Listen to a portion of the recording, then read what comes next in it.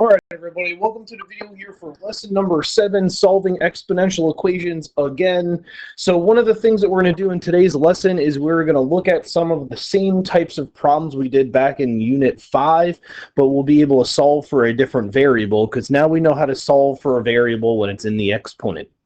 So the opening exercise has us solving an equation just like we did in lesson number 6, so just kind of showing you that you know what you're doing. So pause the video here. Try the question, and then see if you get the same answer as me. All right, so if you did this, all right, I'm hoping that you started by dividing both sides by 30. That would be the best thing to do. Now, when you divide 50 by 30 in your calculator, you get a decimal. It's a never-ending decimal, so we want fraction there instead, so I'll leave it as the fraction 5/3. Now, in the homework video for lesson 6, I spent a lot of time going through and solving by taking the natural log of both sides, and I'm sure that's probably how you did this. You'll see in today's lesson, I'm going to show the other methods that we learned in the first lesson about solving. So we'll kind of look at a couple different methods. You can always choose the one that best fits you, but I do like to show more than one method here. So when solving, I move the t to the front, so we have natural log 0.103, divide both sides by natural log of 1.03, and we get our t value. It, again, does not say what to round to here, so we'll just go out a couple decimal places. That's fine, and we get a value here of 17.28. That's good enough.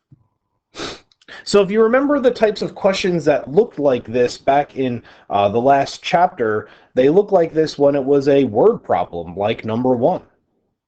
This word problem might even be familiar to you because it's the same exact one that we did in lesson 6 about Susie investing her $500. But now we know how to algebraically solve for the time it takes for her to reach a certain amount of money. So let's first quick review. So it says Susie invests $500 in account compounded annually. As soon as I see this word, I am thinking F equals P times 1 plus R to the T power. I need to know that right away as soon as I see that word. Remember, there were certain key words that told us what formula to use. It tells us the rate, and it says find the amount of money that she has after 4 years, no deposits or withdrawals. So it tells us the beginning amount. What it doesn't tell us is the future amount. I could have given you this same exact question on the last test in Unit 6. Because all you're doing is plugging in the R, the T, and the P. Notice I even added the 1 and the rate together. So if I type that in my calculator, 500 times 1.0125 to the 4th power, I get a future value here of $525.47. Again, it's money. I don't have to tell you what to round to. Now, if I take this same exact expression, but instead of knowing the time, I want to know the ending amount, I can put the future amount as 625. The initial amount's still 500. I still have the same base number, but this time I don't have the t. Now, in Unit 6, we're solving this algebraically. In Unit 5, we actually solved this graphically. So I would have told you make 625y1. I would have told you made the 500 times the 1.0125 to the t power y2 and see where they intersect. Now I can say, well, show me where they intersect algebraically. So if I divide 500 by both sides, so if I do 625 divided by 500, nice decimal, so we'll use it. 1.25.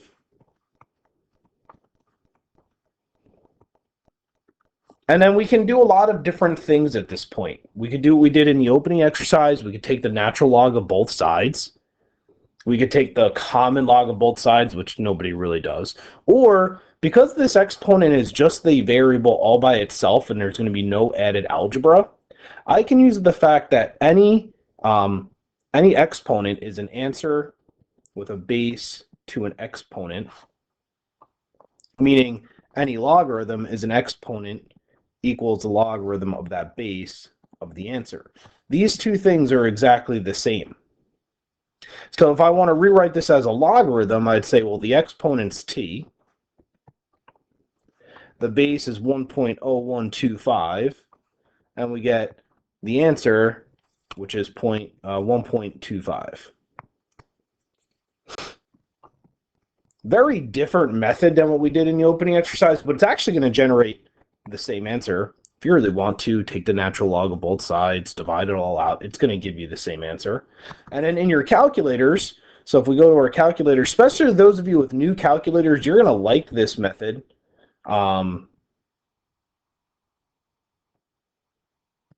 So the new calculator people, you like this method because when you hit math, scroll up or down, see how it says log base?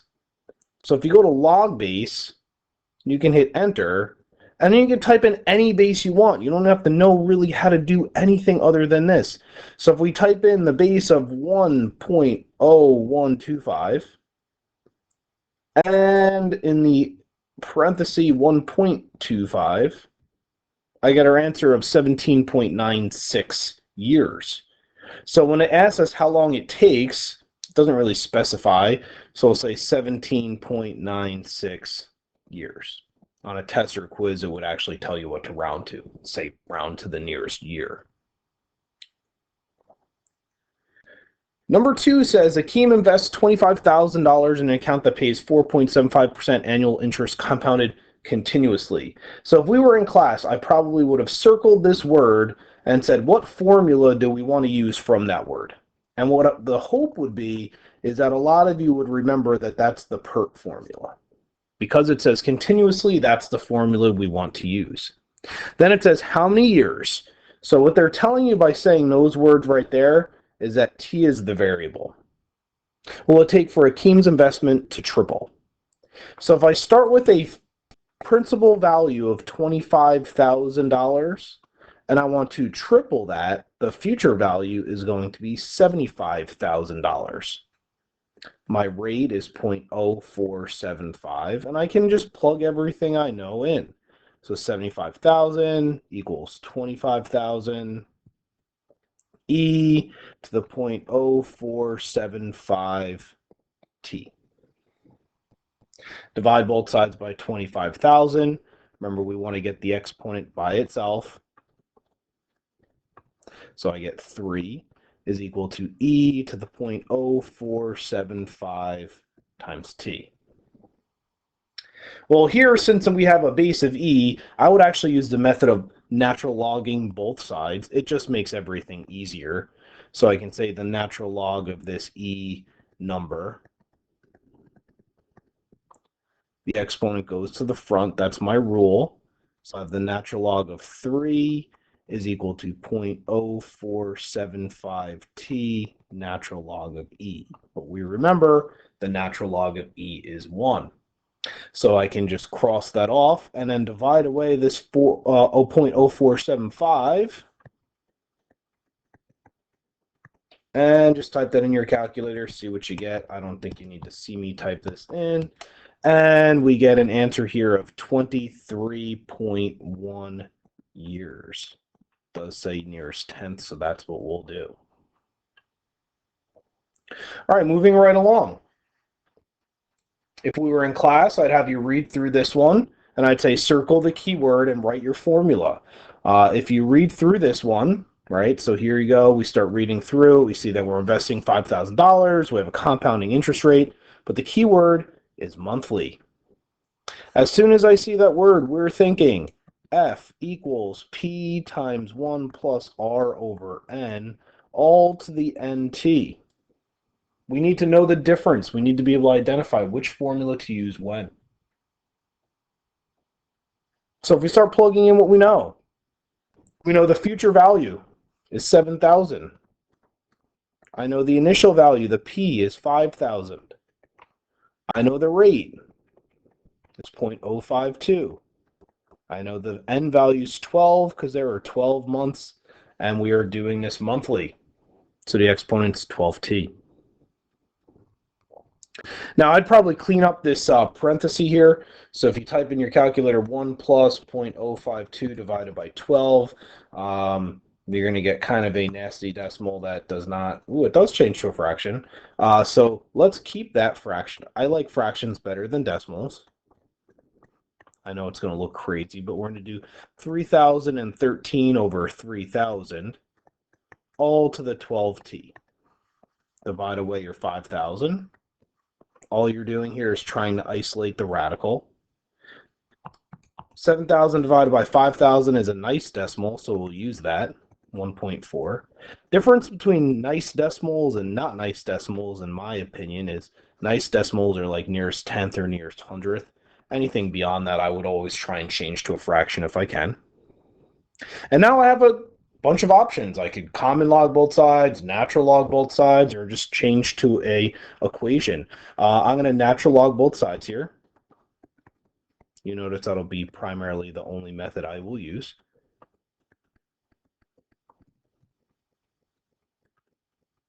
Exponent goes to the front.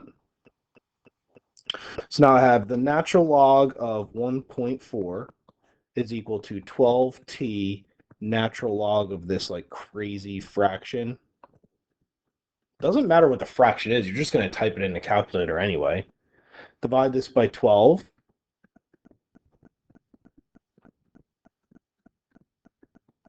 Divide this by 12. And this would be the point where I'd say, all right, if you're with me, please type this in the calculator and see if you get the same answer as me, just to make sure that we all are typing it in correctly. Or that I'd say, if you're not with me, call me over, I'd try and help you, right? That's an N, not an H. I know that looks weird. Okay, so type it in your calculator, see what you get. All right, hopefully you typed it in the calculator. I'm going to show you here. So in the new calculator, if I hit alpha y equals, that fraction button pops up so I can put my numerator in separately from my denominator. So I'll do the natural log of 1.4. In the denominator, I'm going to put 12, and then natural log of 3,013 divided by 3,000. You could even use another fraction button there if you want, but it doesn't matter. So there's your answer, 6.48. If you did not get 6.48, so if you type this in the calculator, let me just do it quick without doing it the right way, right? So if you type this in the calculator and you got 1.212 e to the negative 4, you typed it in wrong. Meaning you have an older calculator, you're not using the fraction button, and you forgot to put a parenthesis around the denominator. If you're getting this answer, give yourself a pat on the back. You know how to type this in the calculator without being in class to see it, so that's good. So we have 6.48. Doesn't say, it says how many years it's going to take, so we'll say, we'll just say 6.5 years is good enough. Again, on a test or a Regents exam would always give you specifics on what to round to. Number 4 is a great question because it reviews something that we did a lot of, but every time we did it, we always did half-life. This is not a half-life question. This is a double life question. So it says a rabbit population doubles every 4 weeks. As soon as I see this word, I'm thinking half-life, but instead of the base being a half, I'm going to make the base be 2. So I'm going to say p with a base of 2, all to the t over h. H still remains how long it takes for whatever to happen, right? So if that's a half-life, it's going to be how long it takes to half. In this case, it's going to be how long it takes to double. It says there are currently 5 rabbits in the restricted area. If t represents time in weeks, so that's good. Everything is the same unit of measurement, weeks to weeks. How many rabbits are in this population? So we just have to write an equation for this first part. So let's say P of t is equal to the 5 rabbits times 2 to the t over 4. We're using the correct variables. T in this case represents the number of weeks. The base of 2 is making it so that it doubles. If I use half, it would get cut in half, so that would be no good here. Now they want to figure out, well, how long does it take for there to be 56 rabbits? So if I have 56 rabbits, I have 5 to start. It doubles every t over 4 weeks. So then what we have to do here is solve, right? Just like we did yesterday, right? So if we divide by 5, 56 divided by 5, I don't know. That's a good decimal, 11.2. We like that decimal. 2 to the t over 4. We can natural log both sides. Natural log both sides. At this point, we've isolated what we needed to isolate. This goes to the front. So now we have the natural log of 11.2 is equal to t over 4 natural log of 2. Now to get rid of the t over 4, I would multiply both sides by 4. So now I'm left with 4 natural log of 11.2 is equal to t natural log of 2. Then I would divide away the natural log of 2. I would do this in 2 steps. It just makes it easier, so I don't mess anything up in the calculator either. And if I type that in my calculator, 4 times the natural log of 11.2, use that fraction button. It totally helps. Divided by the natural log of 2, we get 13.94 weeks. But there's always a but. It says days. So if I have 13.94 weeks, if I multiply that by 7, I get about 98 days.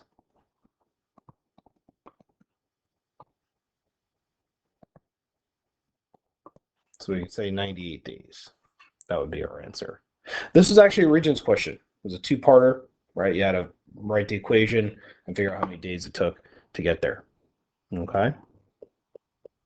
So we've kind of gone over all the different types of equations that we did with word problems in the last chapter, but now we're solving for the variable in the exponent. So let's try an actual half-life question. So it says hydrogen-3 is a half-life of 12.31 years. Consider a 200-gram sample of it. So if we wanted to write this half-life formula, as soon as I see half-life, I know what formula to write. So I would be able to say h of t is equal to a starting amount of 200 grams. This time the base is a half since it's a half-life. And we'd say t over 12.31. Says determine and state the amount of hydrogen after 40 years. So that we're just plugging in 44. So we have 200 times 1/2 to the 40 over 12.31. We could just type this in the calculator. This could have absolutely been on the last test the way it is written, just like that. The next part is what's kind of new here. So let me just see what we get here. So we wind up getting 21.03. That's good enough.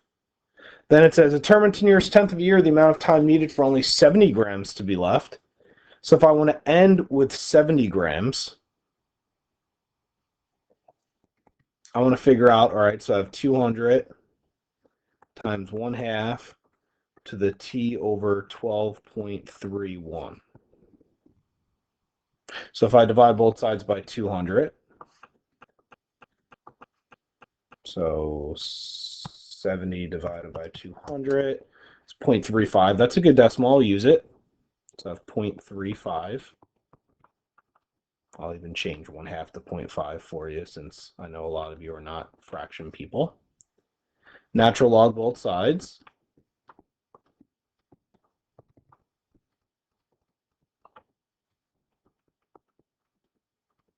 Kind of already know what to do. That's going to go to the front. You're going to start to see this process become super repetitive. It's kind of the same thing almost every single time, right? We just have to make sure that we have the right equation, that's all. Multiply both sides by this 12.31 to get rid of it.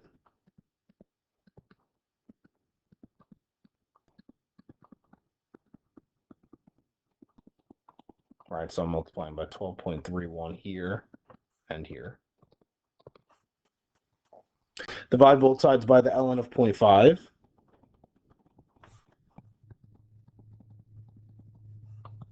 And now we're left with whatever that is. Type it in the calculator with me. Big thing here is make sure that you're typing this in. Don't just wait for the video to say, oh, this is the answer, right? You want to make sure that you're getting the answer in your calculator as well. It says nearest tenth of a year, so that'd be 18.6 years. Then it says, determine to near its 10th year how much it's needed until there's only 20% left. So to make it 20% left, I first have to figure out, well, if I start with 200, what's 20% of 200? So that would be 40. So this is my future amount that I want to find. So I want to get it so that the answer is 40.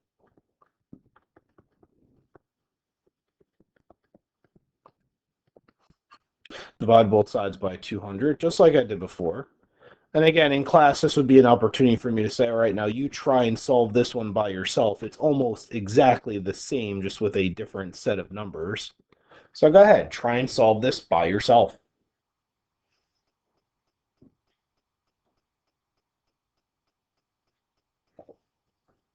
All right, I'm hoping that you paused the video and you tried that by yourself. So we took the natural log of 0.2. You're going to get this eventually. Natural log of 0.5. The exponent comes to the front. I'm skipping steps. I'm sorry. So now if we do 12.31 multiplied to both sides, and then divide the ln of 0.5. Again, you tried this on your own, so we should be following your work. So we have t is equal to 12.31 ln of 0.2 divided by the ln of 0.5. So whatever that comes out to be is your answer. So we have 12.31 ln of 0.2 divided by the ln of 0.5, and we get 28.6 years. There's your answer. All right, so hopefully this video helped you understand how to solve some equations here that are word problems that deal with all of our logarithms. Watch the homework video. Remember, make sure you do the homework before you watch the homework video. That's the best way to do it. All right, good luck, and hopefully I see you soon.